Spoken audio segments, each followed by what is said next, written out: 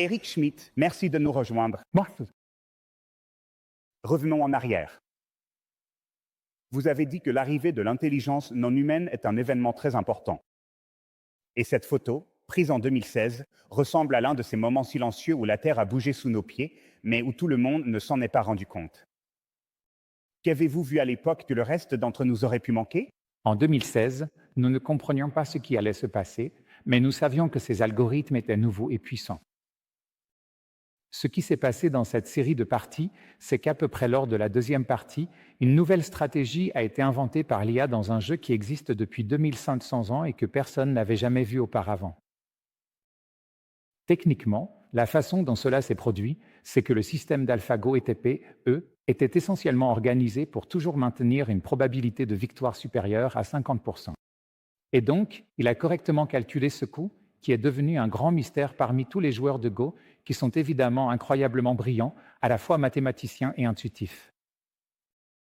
La question que Henry, Craig Mundy et moi avons commencé à discuter, c'est qu'est-ce que cela signifie? Comment se fait-il que nos ordinateurs puissent inventer quelque chose à laquelle les humains n'avaient jamais pensé? Je veux dire, c'est un jeu pratiqué par des milliards de personnes, et cela a lancé le processus qui a mené à 2 livres, et je pense honnêtement que c'est à ce moment-là que la révolution a vraiment commencé. Si on avance jusqu'à aujourd'hui, il semble que tout le monde ne parle que d'IA, surtout ici à TED, mais tu as adopté une position à contre-courant. Tu penses en fait que l'IA est sous-estimée. Pourquoi? Et je vais te dire pourquoi. La plupart d'entre vous considèrent l'IA, terme général, comme ChatGPT. Pour la majorité d'entre vous, ChatGPT a été le moment où vous vous êtes dit « Oh mon Dieu, ce truc écrit, et il fait des erreurs, mais il est tellement brillant à l'oral. » C'était exactement ma réaction aussi. La plupart ont réagi. C'était viscéral. C'était il y a 2 ans. Depuis, les progrès réalisés dans ce qu'on appelle l'apprentissage par renforcement, ce qu'AlphaGo a contribué à inventer, etc., nous permettent de faire de la planification. Un bon exemple, c'est de regarder, OpenAI 0.3 ou DeepSeek 1, et on peut voir comment ça avance et recule, encore et encore.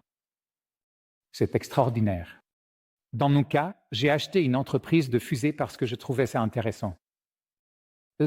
Comme tout le monde. Comme tout le monde, et c'est un domaine dans lequel je ne suis pas expert et je veux le devenir, donc j'utilise la recherche approfondie et ces systèmes passent 15 minutes à rédiger ces articles très poussés. C'est vrai pour la plupart d'entre eux. Mais non. Avez-vous une idée de la quantité de calcul que représentent 15 minutes de ces supercalculateurs? C'est extraordinaire. Donc tu vois l'arrivée, le passage d'un langage à un autre, puis il y a eu le passage du langage à la séquence, ce qui est la façon dont la biologie fonctionne. Maintenant, on fait essentiellement de la planification et de la stratégie. L'état final de tout ça, c'est que les ordinateurs gèrent tous les processus métiers, non? Donc tu as un agent qui fait ceci, un agent qui fait cela, un agent qui fait encore autre chose, un autre agent, et tu les relis ensemble et ils communiquent entre eux en langage. En général, ils parlent anglais.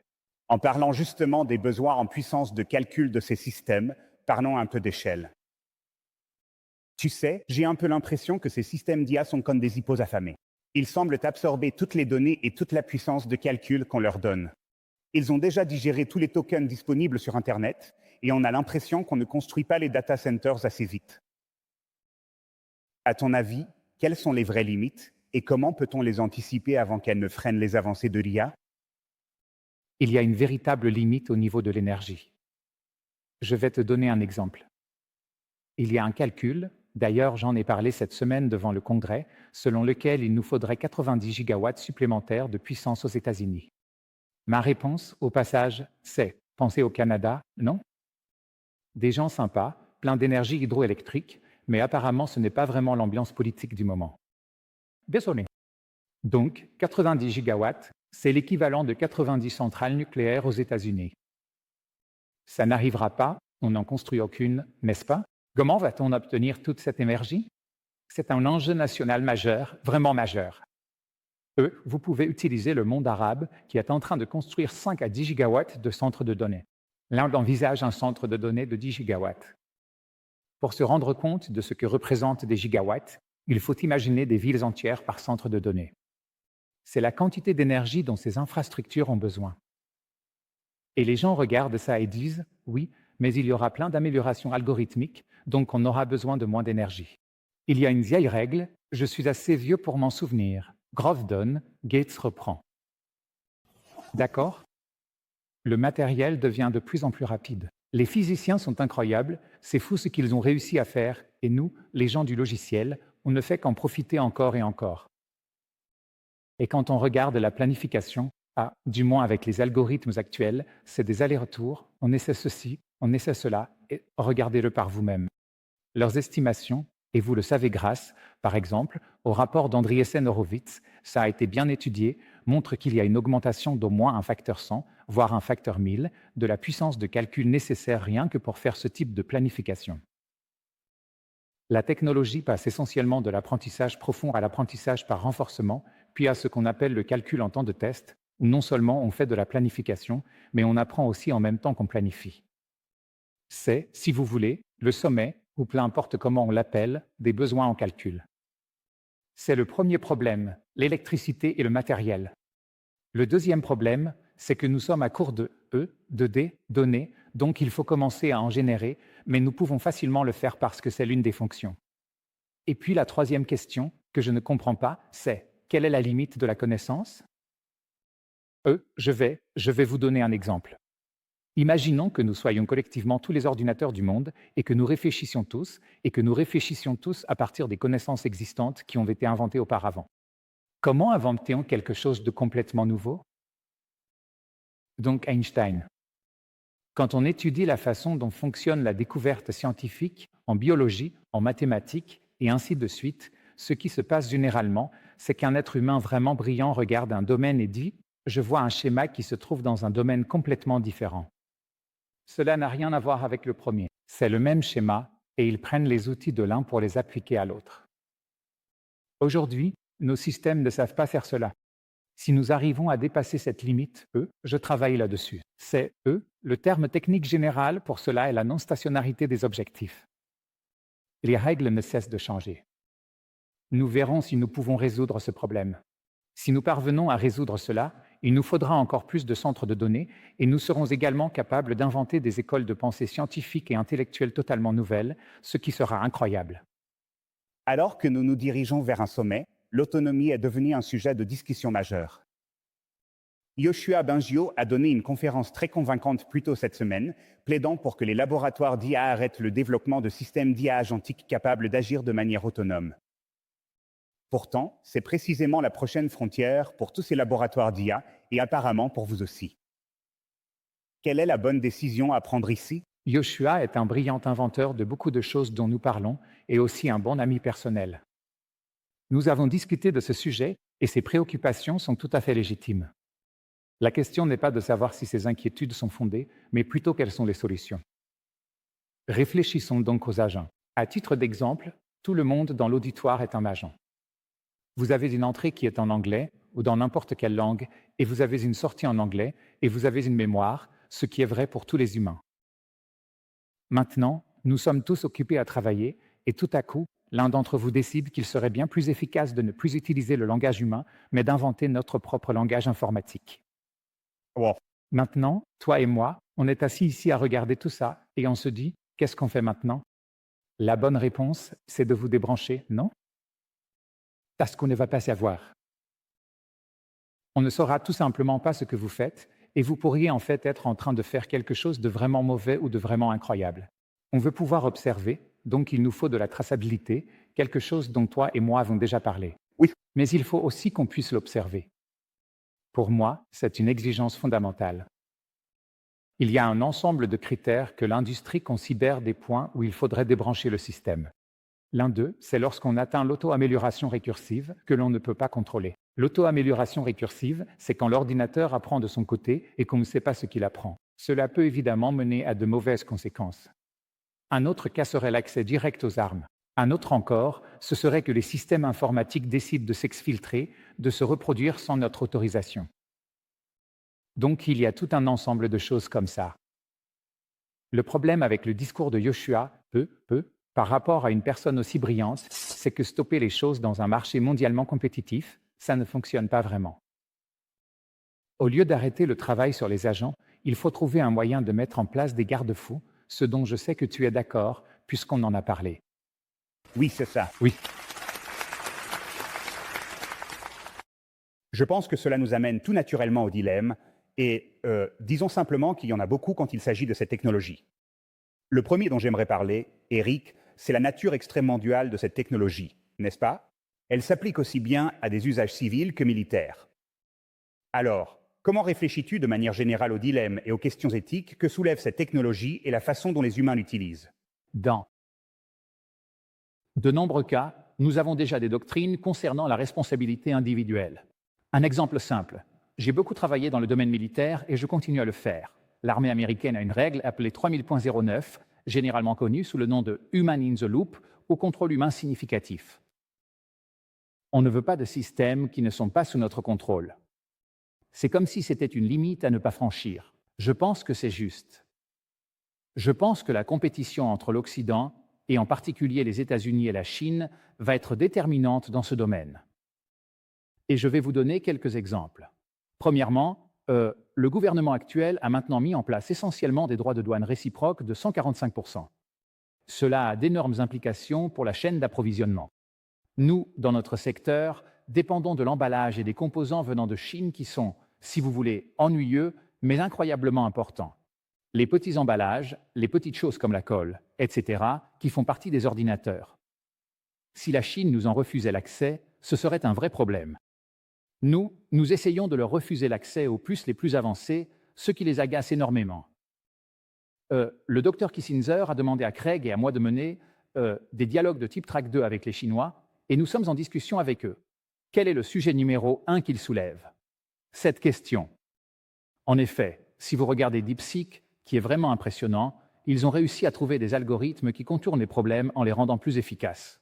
Oui. Comme la Chine fait tout en open source, avec des poids ouverts, nous avons immédiatement bénéficié de leur invention et l'avons adoptée dans des projets américains.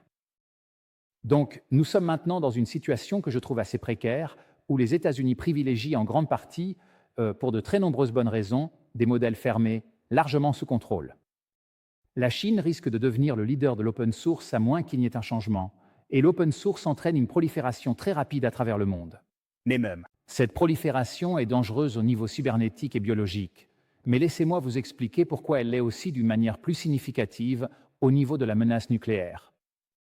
Le docteur Kissinger, avec qui nous avons tous travaillé de très près, a été l'un des architectes de la dissuasion par destruction mutuelle assurée, et ainsi de suite. Et ce qui se passe aujourd'hui, c'est que vous avez une situation où... Je vais prendre un exemple. Ce sera plus simple si j'explique. Tu es le gentil et je suis le méchant, d'accord? Tu as 6 mois d'avance sur moi, et nous sommes tous les deux sur la même trajectoire vers la superintelligence, et tu vas y arriver, n'est-ce pas? Oui. Et je suis sûr que tu vas y arriver. Tu sais, tu es vraiment tout prêt. Mais même. Et moi, j'ai 6 mois de retard. Pas mal, non? Ça a l'air plutôt bien. Non. Ce sont des entreprises à effet de réseau, et dans ce type d'entreprise, c'est la pente de ton amélioration qui détermine tout. Alors, ouvrez. Prends OpenAI ou Gemini, ils ont 1000 programmeurs. Ils sont en train de créer 1 million de programmeurs logiciels IA. Qu'est-ce que ça change? D'abord, tu n'as pas besoin de les nourrir, juste de l'électricité. Donc, c'est bien. Ensuite, et ils ne démissionnent pas, ce genre de choses. Ensuite, la pente ressemble à ça. Eh bien, à mesure qu'on se rapproche de la superintelligence, la pente devient comme ça. Si tu y arrives en premier, espèce de scélérat. Tu ne pourras jamais me rattraper. Je ne pourrai pas te rattraper, et je t'aurai donné les outils pour réinventer le monde et en particulier, me détruire. Mais même. C'est comme ça que mon cerveau va raisonner. Alors, qu'est-ce que je vais faire? Première chose. Sabotage. La première chose que je vais faire, c'est essayer de voler tout ton code. Mais tu as empêché ça parce que tu es doué, et tu l'étais déjà, donc tu es toujours aussi bon chez Google. Ensuite, je vais essayer de t'infiltrer avec des humains. Mais tu as de bonnes protections contre ça. Tu sais, on n'a pas d'espions. Alors, qu'est-ce que je fais? Je vais entrer et je vais changer ton modèle. Je vais le modifier. Je vais vraiment te mettre des bâtons dans les roues pour prendre une longueur d'avance sur toi. Mais tu es tellement bon que je ne peux pas faire ça. Quelle est ma prochaine option? Faire exploser ton data center. Waouh. Maintenant, tu penses que je suis fou? Ces conversations ont lieu aujourd'hui entre des adversaires nucléaires dans notre monde. Il y a des personnes tout à fait sérieuses qui disent « La seule solution à ce problème, c'est la préemption. Je viens de te dire que toi, monsieur le gentil, tu es sur le point d'avoir les clés pour contrôler le monde entier, que ce soit en termes de domination économique, d'innovation, de surveillance ou tout ce qui t'intéresse. Je dois empêcher ça. Nous n'avons aucun langage pour ça dans notre société. Les spécialistes de la politique étrangère n'ont pas réfléchi à cette question et ça arrive. Quand est-ce que ça va arriver? Probablement dans 5 ans. Nous avons du temps. Nous avons le temps d'avoir cette conversation et c'est vraiment important. Laisse-moi creuser un peu ce point. Donc, si c'est vrai et qu'on peut se retrouver dans ce genre de scénario de confrontation, un peu comme l'équivalent de la destruction mutuelle assurée, tu as aussi dit que les États-Unis devraient adopter l'IA open source, même après que DeepSeek en Chine a montré ce qu'il était possible de faire avec une fraction de la puissance de calcul. Mais le fait d'ouvrir ces modèles en open source, ça ne revient pas, en quelque sorte, à donner des capacités à des adversaires qui vont accélérer leur propre développement? C'est l'un des problèmes les plus épineux, ou comme on dit, des problèmes vraiment coriaces. Notre industrie, notre science, tout ce que nous avons construit dans le monde repose sur la recherche académique, l'open source, et ainsi de suite. Une grande partie de la technologie de Google était basée sur l'open source. Certaines technologies de Google sont open source, d'autres sont propriétaires. C'est parfaitement légitime. Que se passe-t-il lorsqu'un modèle open source vraiment dangereux tombe entre les mains des Osama Ben Laden de ce monde? Et on sait malheureusement qu'il y en a plus d'un. On ne sait pas. Le consensus actuel dans l'industrie, c'est que les modèles open source ne sont pas encore au niveau d'un danger national ou mondial. Mais on peut voir une tendance qui pourrait y mener. Donc, beaucoup de choses vont désormais dépendre des décisions clés prises aux États-Unis et en Chine, ainsi que dans les entreprises de ces deux pays. La raison pour laquelle je me concentre sur les États-Unis et la Chine, c'est qu'ils sont les deux seuls pays où les gens sont assez fous pour dépenser les milliards et milliards de dollars nécessaires à la réalisation de cette nouvelle vision. L'Europe, qui adorerait le faire, n'a pas la structure de capital nécessaire pour y parvenir. La plupart des autres pays, même l'Inde, n'ont pas la structure de capital nécessaire pour le faire, même s'ils le souhaitent. Les pays arabes non plus n'ont pas la structure de capital pour le faire, même s'ils y travaillent. Donc, ce combat, cette bataille, sera la bataille décisive. Je suis inquiet à propos de ce combat. Le docteur Kissinger a évoqué le fait que la voie la plus probable vers une guerre avec la Chine serait un accident, et il était un spécialiste de la Première Guerre mondiale. Et bien sûr, la Première Guerre mondiale a commencé par un petit événement qui a dégénéré au cours de l'été, je crois en 1914. Et puis, il y a eu cette horrible conflagration.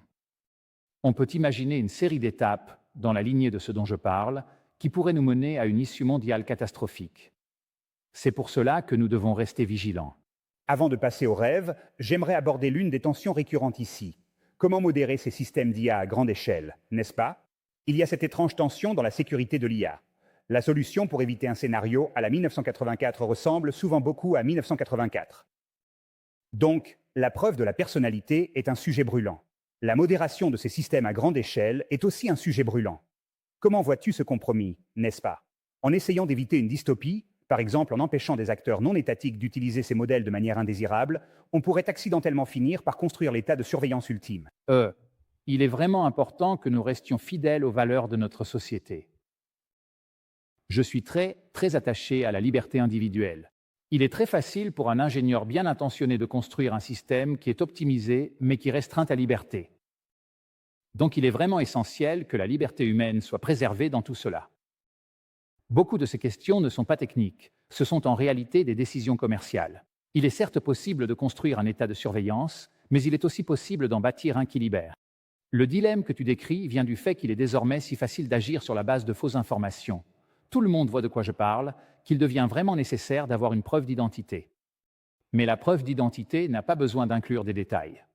Par exemple, tu pourrais avoir une preuve cryptographique que tu es un être humain, et cela pourrait effectivement être vrai sans rien d'autre, et aussi ne pas pouvoir être relié à d'autres grâce à différentes techniques cryptographiques. Des preuves à connaissance nulle et d'autres techniques de ce genre. Preuves à divulgation nulle sont l'exemple. Très bien. Changeons de sujet, d'accord? Au rêve. Dans votre livre Genesis, vous adoptez un ton prudemment optimiste que vous avez évidemment coécrit avec Henry Kissinger. Quand vous regardez vers l'avenir, de quoi devrions-nous tous nous réjouir? Eh bien, j'ai l'âge où certains de mes amis attrapent de vraies maladies redoutables. Est-ce qu'on peut régler ça maintenant? Est-ce qu'on ne pourrait pas simplement éliminer tout ça? Pourquoi ne pourrions-nous pas simplement prendre ces éléments et, dès maintenant, éradiquer toutes ces maladies? C'est quand même un objectif plutôt louable. Je connais une organisation à but non lucratif qui essaie d'identifier, dans les 2 prochaines années, toutes les cibles médicamenteuses humaines et de les mettre à disposition des scientifiques. Si vous connaissez les cibles médicamenteuses, alors l'industrie pharmaceutique peut commencer à travailler dessus. J'ai une autre entreprise avec laquelle je suis associé qui aurait, soi-disant, trouvé un moyen. C'est une start-up de réduire le coût des essais de phase 3 d'un ordre de grandeur. Comme vous le savez, ce sont ces essais qui, au final, déterminent la structure des coûts des médicaments. C'est un exemple. J'aimerais savoir où se trouve l'énergie noire et j'aimerais la trouver. Je suis certain qu'il y a une quantité énorme de physique dans l'énergie noire, la matière noire. Et pensez à la révolution dans la science des matériaux. Des moyens de transport infiniment plus puissants, une science infiniment plus puissante, et ainsi de suite. Je vais vous donner un autre exemple. Pourquoi chaque être humain sur la planète n'a-t-il pas son propre tuteur, dans sa propre langue, pour l'aider à apprendre quelque chose de nouveau, en commençant par la maternelle? C'est évident. Pourquoi ne l'a-t-on pas construit? La seule réponse possible, c'est qu'il ne doit pas y avoir de bons arguments économiques. La technologie fonctionne. Les enseigner dans leur langue, gamifier l'apprentissage, amener les gens à l'heure. Pourquoi n'ont-ils pas l'assistant médical qui les aide, dans leur langue, à traiter n'importe quel problème avec, encore une fois, des soins de santé parfaits? Je pourrais continuer encore longtemps. Il y a énormément de problèmes dans ce monde du numérique, le monde digital. On a l'impression que nous sommes tous dans nos propres bateaux sur l'océan, sans nous parler les uns aux autres. Dans notre soif de connectivité et de lien, nous faisons en sorte que ces outils nous rendent plus seuls. Il faut qu'on règle ça, non? Mais ce sont des problèmes qu'on peut résoudre et ils ne nécessitent pas de nouvelles physiques. Ils ne demandent pas de nouvelles découvertes. Il suffit juste qu'on prenne la décision.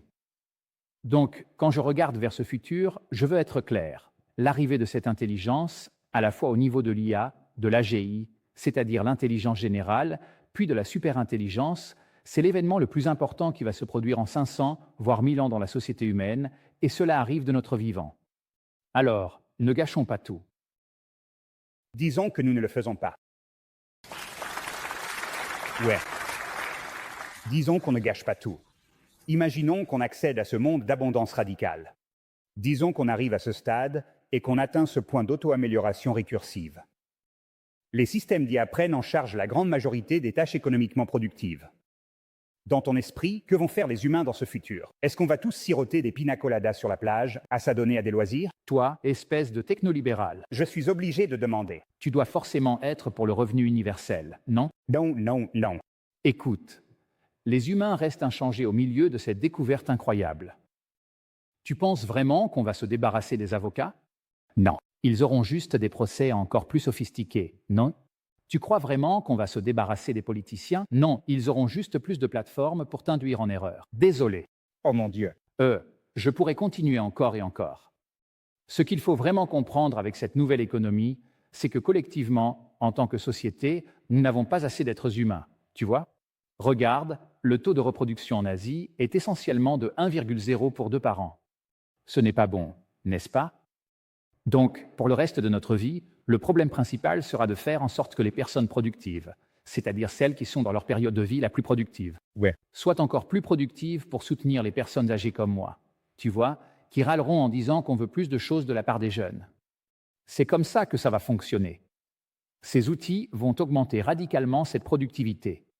Il y a une étude qui dit que, sous un ensemble d'hypothèses concernant l'IA agentique, la découverte et l'échelle dont je parle, il y a beaucoup d'hypothèses, on arriverait à une augmentation d'environ 30% de la productivité par an.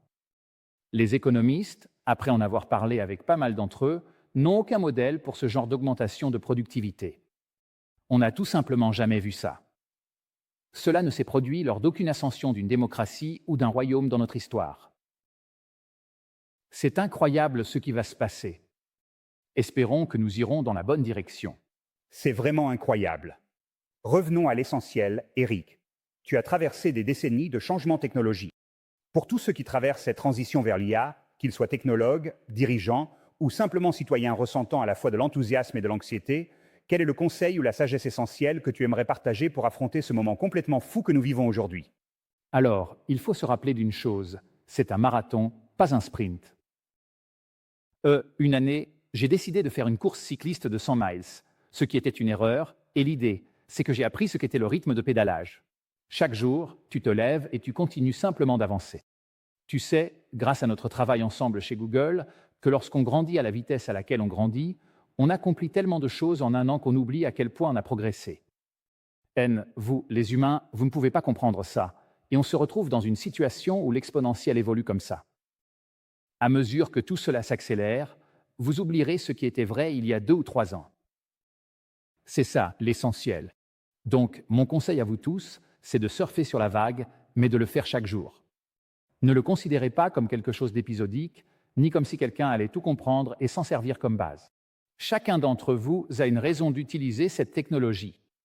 Que vous soyez artiste, enseignant, médecin, entrepreneur, technicien, si vous n'utilisez pas cette technologie, vous ne serez plus pertinent par rapport à vos pairs, vos concurrents et ceux qui veulent réussir.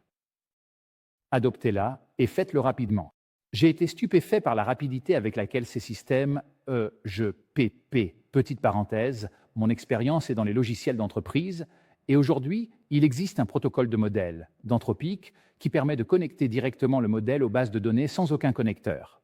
Je sais que ça fait un peu geek, mais il y a tout un secteur qui disparaît parce que vous avez désormais toute cette flexibilité. Vous pouvez simplement dire ce que vous voulez et ça le produit directement. C'est un exemple d'un véritable changement dans le monde des affaires. Il y a tellement de choses comme ça qui arrivent chaque jour. Mesdames et messieurs, Eric Schmidt. Merci beaucoup. Merci pour cela. Merci encore. Merci à vous tous. Merci.